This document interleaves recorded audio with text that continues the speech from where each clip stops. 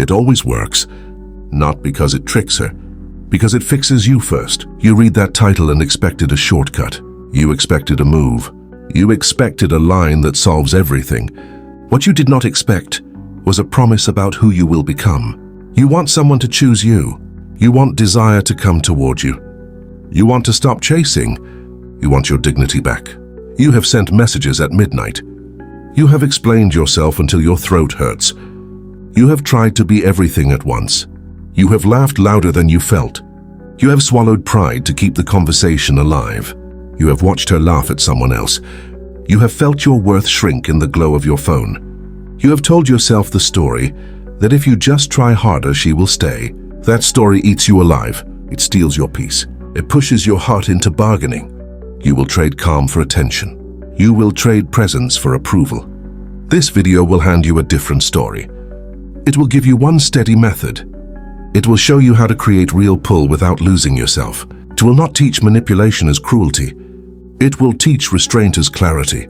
It will teach you how to act from a place of value, not from a place of lack. Picture this. You send a short, honest text late at night. You wait, the message sits. It sits unread. Or she reads and she does not reply. You feel the old rush. Your chest tightens. You rehearse what you will send next. You imagine worst-case scenarios. You imagine that silence as rejection. Everything in you wants to react. You want to send follow-ups. You want to explain your value. You want to prove you are worth her time. Pause. The trick sits in that pause. This is not silence to punish. This is silence to restore balance. You make space. You breathe. You return later from a place of calm. You do not beg. You do not explode. You do not explain. You demonstrate that your center does not depend on a reply. That demonstration is magnetic. A simple Stoic truth cuts through this. Seneca wrote, "We suffer more often in imagination than in reality." You suffer because you have imagined a collapse, not because the world already collapsed. Now imagine you stop fueling that collapse. Imagine you stop adding wood to the fire. That is the philosophical shift. You stop valuing someone more than you value yourself. You stop making someone else your weather. You choose to be steady when the world around you spins. That choice changes everything. The first thing you need is clarity of value. Know what you bring. Know the offer you carry into a room. Your value might be honesty, steadiness, humor, competence, care. Name it. Own it. When you speak from that place, your words carry weight. When you act from that place, your actions clarify your boundaries. You cannot float through interactions hoping the right person will anchor you. You must be the kind of man you want to attract. Start there. Build from it. The second thing is controlled indifference. Controlled indifference sounds cold on paper. It is not cold in practice. It means you stop acting from need. It means you feel the emotion, but you do not let it hijack your behavior. You answer on your terms. You leave time between stimulus and response. You do this because need shows desperation. Desperation repels. The paradox is simple. When you do not chase, you become more interesting. When you own your space, your presence becomes scarce. Scarcity in life is not a trick. It is consequence. It is the result of having priorities other than immediate approval. The third thing is frame control. Frame is how you see the world and how you allow others to see you. If your frame says you are always available, then that becomes your reality. If your frame says you are selective, then your behavior will reflect that. This is not a game. It is a reflection of integrity. You either create a life that deserves attention, or you manufacture attention that masks emptiness. Both change the way people respond to you, but only one keeps your dignity. The fourth thing is timing and scarcity. People notice scarcity in a calm presence, not in frantic pursuit. When you show that your attention has value, it becomes more valuable. You do not manufacture scarcity with manipulation. You create it by living a life that deserves attention. Show up to the gym. Keep your project moving. Meet your friends. Read a book. Live a life that would take effort for someone to join. That effort is not a test. It is the proof that your life exists outside the convenience of another person. Let me give you a real example. A man named Mark in his late 30s works project hours. He trains at 5 in the morning. He has a dry humor and a steady routine. He met a woman at a networking event. The chemistry was there, small and easy. They took numbers. They texted. For a while the rhythm was clean. Then one night the tone changed. She sent a short reply. It felt distant. Mark's old habit wanted him to escalate. He almost flooded her inbox with clarifying messages. Instead, he paused. He went to the gym. He read a few chapters of a book. He slept. He allowed the message to remain a fact, not a verdict. The next day, he sent a short, light message suggesting coffee. No drama, no explanation. She agreed. The pause reset the rhythm. It showed he had a life separate from the conversation. It showed he had boundaries. She responded to that calm. Attraction increased. It was not luck. It was practiced restraint. Another scene. You are at a bar. You see someone you are curious about. You walk over. You open with a simple line, not a rehearsed pickup, just an honest observation. She smiles. You exchange a few minutes. You do not chase every reaction. You listen more than you talk. You hold eye contact for a beat longer than feels comfortable. You leave the interaction while it still has energy. You do not stay to wring every ounce of approval out of the moment. Hours later, she texts. She remembers your calm. She remembered that you left without asking for permission to stay. She reaches out because curiosity grows in the absence of need. Small choices compound. Now the mental training. These are simple drills that build a new reflex. The first drill is the pause. When you receive a text that triggers you, count to 10, breathe. Do not reply until you have found your center. Not until you craft a response from your values.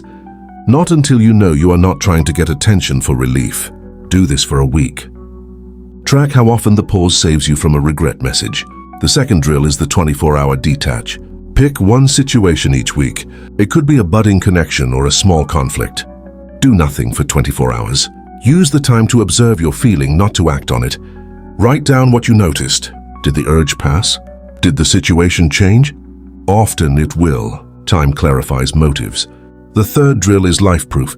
Create 2 non-negotiables in your life. These are actions you will keep regardless of dating status. Examples are morning workout and a weekly friends dinner. When you keep your non-negotiables, your attention becomes limited. That limit creates value. When you limit your attention, you do not become mean. You become selective by design. Here is a deeper truth that feels harsh at first. You will feel unattractive sometimes. You will be ignored sometimes. Those events do not mark your worth. They are data. Data informs action. Data does not write your identity. When you learn to read the data, you stop rewriting your value to fit someone else. You stop making your emotional climate depend on messages and likes. You use the information to adjust, not to implode. A short lesson in ethics. The techniques I describe work only when you use them with respect. Do not withhold to punish. Do not lie to control. Do not fake scarcity to break someone down. Use restraint to reveal yourself. Use boundaries to protect your dignity. When you do that, you do 2 things at once. You preserve your integrity. You show who you are. Clarity wins in the long run. False games win short and hollow victories. There is a Machiavellian principle that helps when stripped of cruelty. Machiavelli noticed the power in clarity and consequence. He saw how people respond to certainty. You can employ clarity without malice. You can hold consequence without cruelty. Example, when someone crosses a boundary, tell them. If they continue, create distance. You do this because you value yourself. You do not do this to wound. Let me give you a clear sequence. You can follow when you want to create pull, without losing honor. Step 1, breathe. Check your posture. Center your voice. Step 2, deliver one clear message. No essays, no apologies. Step 3, live your non-negotiables that day. Go to the gym. Meet a friend. Work on your project. Step 4, wait and watch. Let her response come. If she responds warmly, continue the rhythm. If she does not, accept it and move on. This sequence is simple. It is not easy at first. You trained a behavior of chasing. You will need to retrain restraint. Expect discomfort. Expect doubt. That is part of growth. Now, a rule of attraction that matters. People are drawn to who they can depend on emotionally.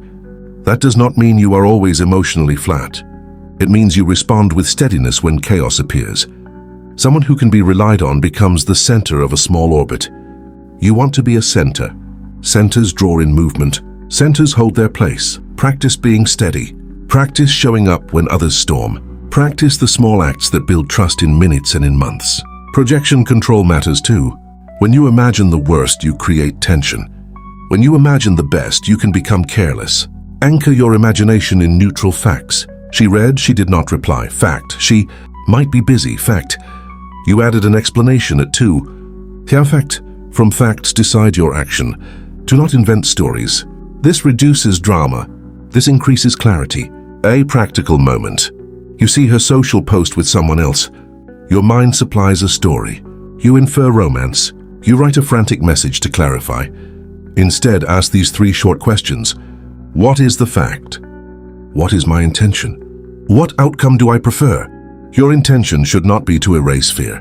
It should be to protect dignity. Choose your words from that intention. Short sentence. Clear meaning. No fevered demands. Another story. A friend named David dated a woman for months. They had good days and confusing weeks. He noticed he chased after every small silence. He sent long texts. His self-worth leaned on replies. He tried a different approach. He stopped reacting. He started showing up to his work and his friends. He spoke calmly when they met. He set small boundaries. He left to cool off when drama rose. Over time, the dynamic changed. She started to call him. She looked to him for steady presence. He did not win because he lied. He won because he stopped losing himself. Here is how you handle escalation. When a situation grows intense, slow down. A lot of people speed up in crises. They text more. They ask more questions. They try to fill the gap. You slow down. You bring clarity. You say one simple sentence that explains your feeling and your need. Example, I felt dismissed when you cancelled last minute. I want clarity about plans. Short, specific, calm, then you set a consequence. Not as a weapon, as a truth. Truth plans mean time. Time has value. If we cannot respect each other's time, we will not commit. Consequences are the language of clarity. A few phrases work when you need to hold a boundary. I will not cancel my plans for uncertainty. I want honesty over games. If we are serious, show it in actions. Will say less, mean more. Let your actions confirm your words. The final mental trick is acceptance. Acceptance does not mean passivity. Acceptance means you see reality and you act from it. You accept that she may not choose you. You accept that you will survive that outcome. This acceptance frees you. It allows you to act with calm force. When you accept possible loss, you become less frantic. You become more generous. You act from a fuller place. Now a week-long plan to build the habit. Day 1, practice the pause on texts. When a message stings, wait, breathe, reply from your center. Day 2, go on one small social risk, then leave it with energy. Walk away while it is still fun. Day 3, keep 2 non-negotiables and complete them. Day 4, do the 24-hour detach on one situation. Day 5, sit 5 minutes without your phone and watch your thoughts. Day 6, practice one clear sentence for a boundary. Day 7, review notes and repeat the drills you found hardest. Track your progress. Confidence grows with repetition. Let me expand on presence. Presence is the muscle that makes everything else easier. To be present, put your phone in your pocket. Look people in the eye. Listen until you understand the line they are trying to say, not the line you want to say next. Ask short questions. Let silence sit without filling it. The ability to sit in silence shows calm. People mistake silence for disinterest. They do not. They are curious about it. Presence makes you interesting. Presence makes you trustworthy. A point about social media. It amplifies uncertainty. It shows curated moments. It triggers comparison. Use it. Do not let it use you. Limit your scroll.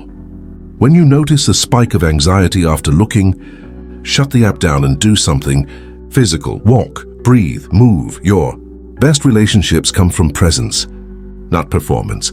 Show up in real life. Do not live through a feed. Now more on consequences. Consequences are often misunderstood. They are not punishment. They are honest outcomes you will accept for your own peace.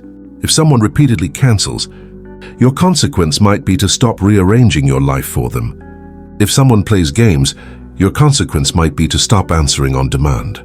Consequences teach who you are. They show what you will and will not accept. A short scene that shows consequences in action. You make plans. She cancels last minute again.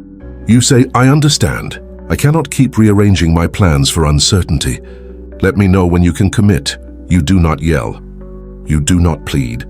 You keep your evening. You go for a run. You meet a friend. You live your life. Over time, either she begins to respect your time or she drifts. Both outcomes are acceptable because your life continues. You protect your dignity. Another tool is curiosity. Curiosity keeps you open. Ask questions not to fill dead space. Ask questions to understand. Ask follow-up questions that require more than yes or no. When you are curious, you move the conversation away from drama. You lower tension. You listen for the human beneath the performance.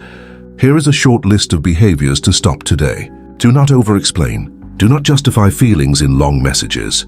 Do not chase after every read receipt.